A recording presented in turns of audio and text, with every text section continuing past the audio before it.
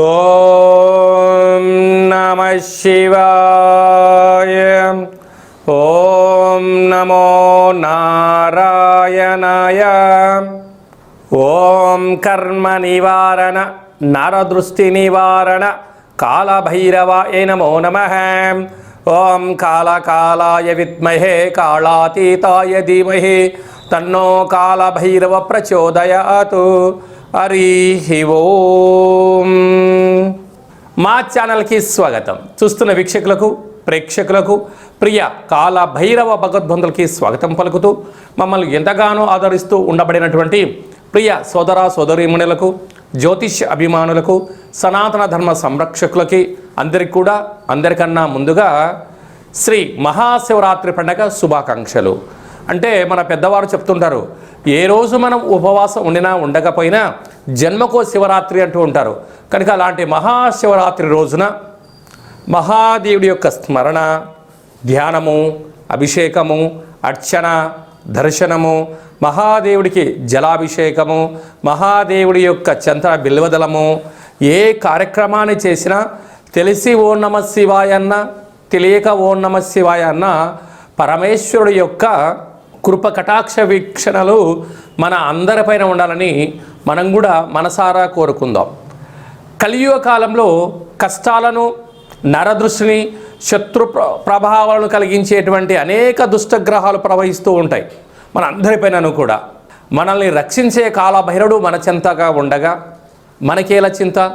కనుక ఈ మాఘమాసంలో సంపూర్ణమైనటువంటి అసితాంగ కాళభైరవ స్వామికి స్మరణ చేత బ్రహ్మ మనకి ఏదైతే లలాట స్థానంలో రాశాడో వాటిని సంపూర్ణంగా కష్టాలను తొలగించుకొని ఐశ్వర్యప్రదాతమైనటువంటి సువర్ణ అధ్యాయానికి స్వాగతం పలకాలని మనం కూడా మనసారా కోరుకుందాం.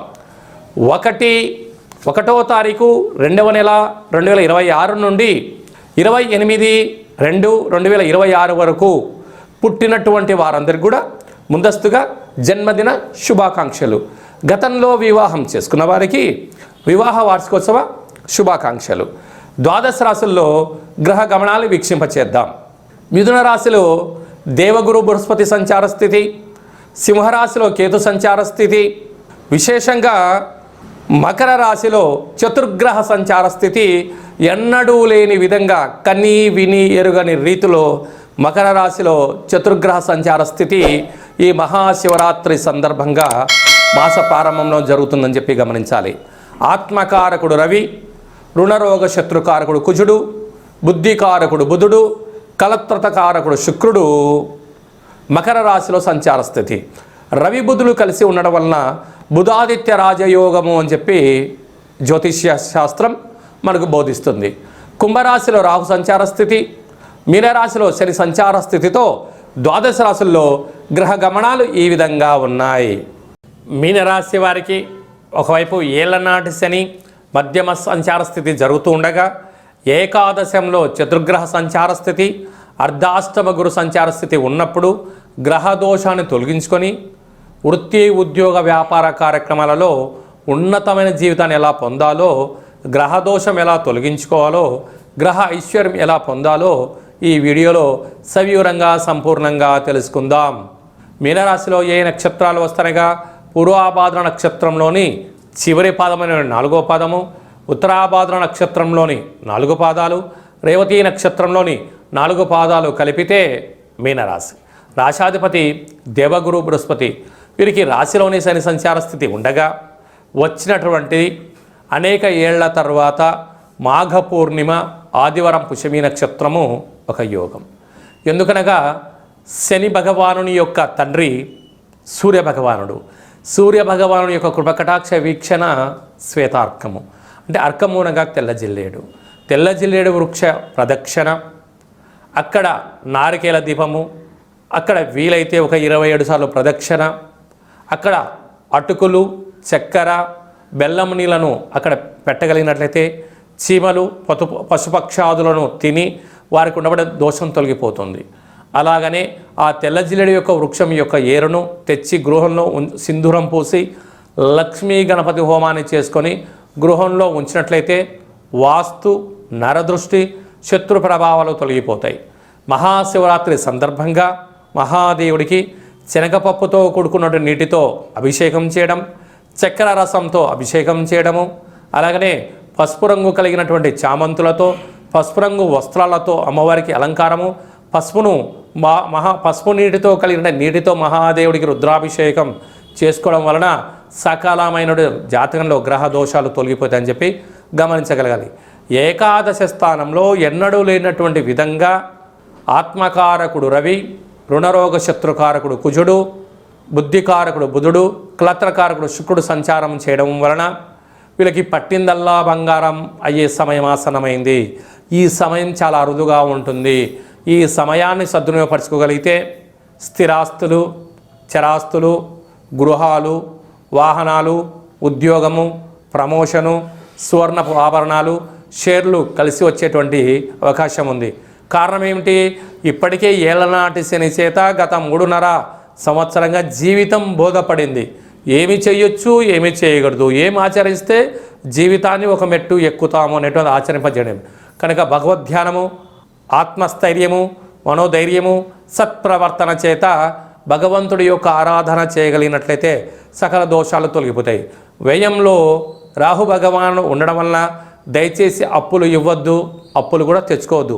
దీనివల్ల శిరోభారము, వెన్నెముక లాంటి సమస్యలు, దీర్ఘకాలికమైన సమస్యలు, బాడీలో అనేక రకాలమైనటువంటి నరాల బలహీనత, మోకాళ్ళు, అరికాళ్ళలో తిమ్మిర్లు, అనేక రకాల వ్యాధులకు నిద్రలేని రాత్రులు గడిపే పరిస్థితి చాలా అధికంగా ఉంటుంది. కనుక సకాలంలో తిండి, సకాలంలో నిద్ర, సత్ప్రవర్తన, దేవతారాధన, నిత్య సూర్య నమస్కారం, తిల్లజిల్లడి వృక్ష యొక్క దీపం మీకు ఐశ్వర్యాన్ని కలిగిస్తుంది.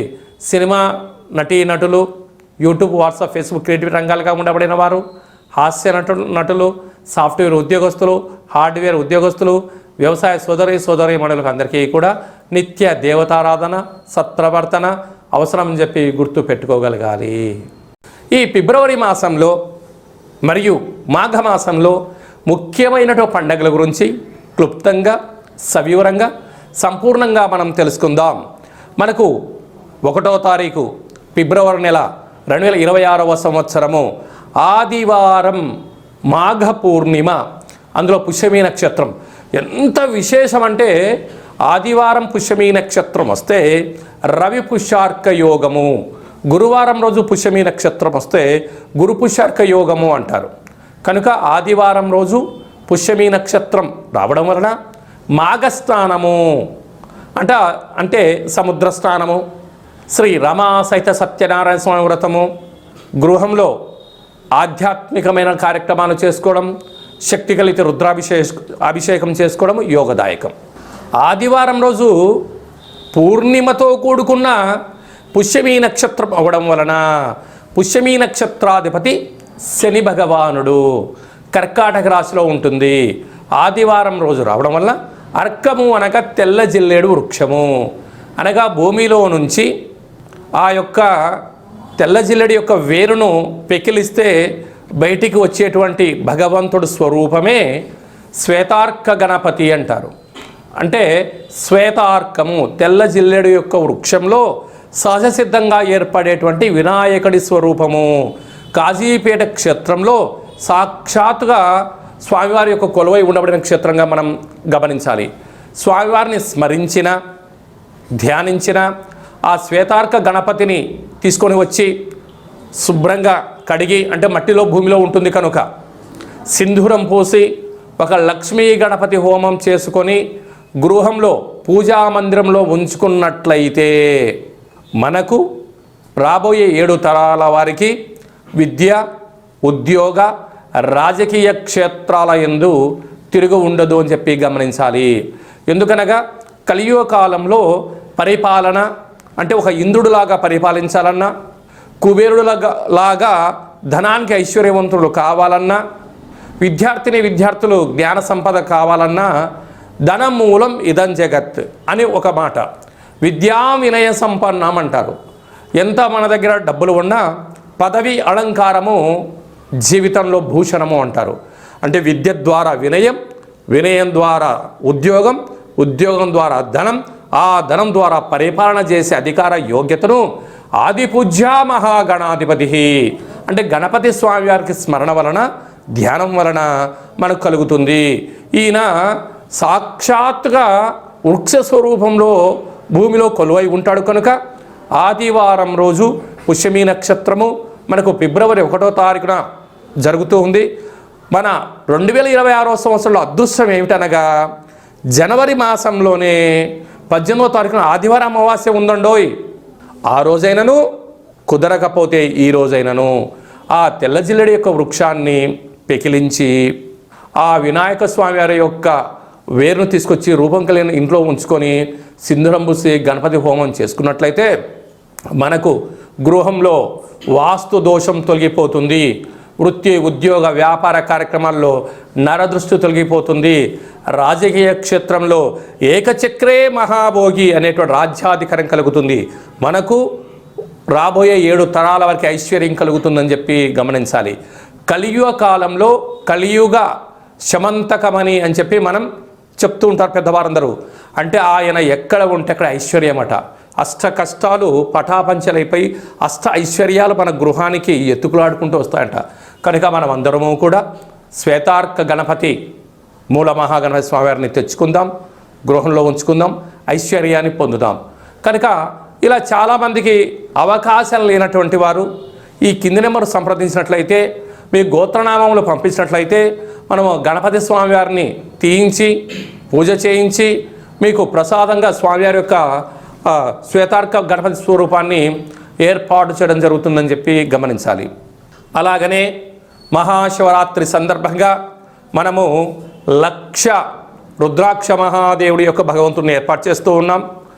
కనుక మీ గోత్రనామాలు పంపించినట్లయితే భగవంతుడి దగ్గర అర్చన, మహాన్యాసపూర్వక శతరుద్రాభిషేకము, శత అంటే 100, ఒక్కొక్క సంవత్సరానికి ఒక్క రుద్రుడులాగా శతరుద్రాభిషేకం చేయించి ఆ రుద్రాక్షను మీకు ప్రసాదంగా పంపించడం జరుగుతుంది.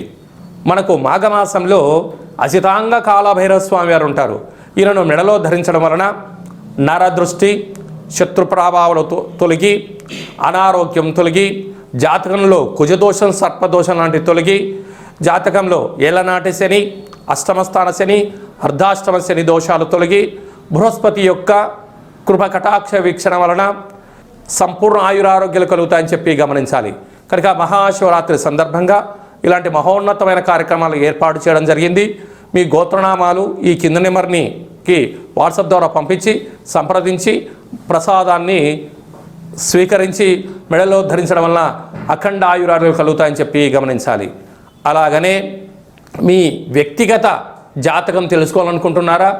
మీ యొక్క పేరు, పుట్టినటువంటి తేదీ, నెల, సంవత్సరం, సమయం రాసి మీరు వాట్సాప్లో పంపించగలిగినట్లయితే 100 సంవత్సరాల జాతకాన్ని రాసి పంపించి మీరు పుట్టినప్పుడు గ్రహ గమనాలు ఎలా ఉన్నాయి, ప్రస్తుతం ఎలా ఉంటున్నాయి, భవిష్యత్తులో ఎలా ఉండబోతున్నాయో సవివరంగా సంపూర్ణంగా తెలియజేయడం జరుగుతుంది.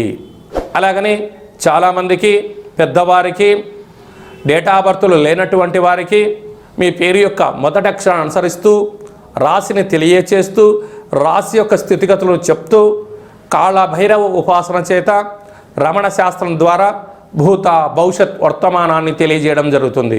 కనుక ఈ కింది నెంబర్ని వాట్సాప్ ద్వారా, కాల్ ద్వారా కానీ ఫోన్ ద్వారా కానీ అపాయింట్మెంట్ తీసుకొని సంప్రదించగలరు.